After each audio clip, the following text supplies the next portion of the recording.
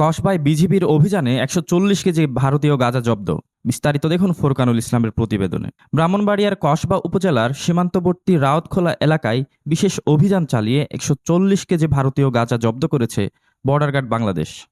জব্দকৃত গাঁজার আনুমানিক বাজার মূল্য প্রায় ৪,৯০,০০০ টাকা। রোববার ২৬ জানুয়ারি সুলতানপুর ব্যাটালিয়নের দায়িত্বপূর্ণ সীমান্ত এলাকায় এই অভিযান পরিচালনা করা হয়।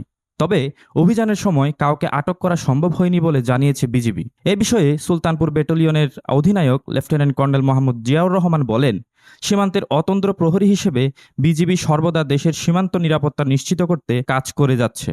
সীমান্ত এলাকায় মাদকসহ সকল ধরনের চোরাচালান প্রতিরোধে নিয়মিত অভিযান পরিচালনা করা হচ্ছে। তিনি আরও বলেন, সীমান্ত দিয়ে মাদক পাচার রোধে বিজিবির এ ধরনের অভিযান ভবিষ্যতেও অব্যাহত থাকবে। স্থানীয়দের মতে, বিজিবির তৎপরতায় সীমান্ত এলাকায় মাদক চোরাচালান উল্লেখযোগ্যভাবে কমে আসছে, যা জননিরাপত্তা ও সামাজিক স্থিতিশীলতার জন্য ইতিবাচক ভূমিকা রাখছে। Sadek Chowdhury, enter TV.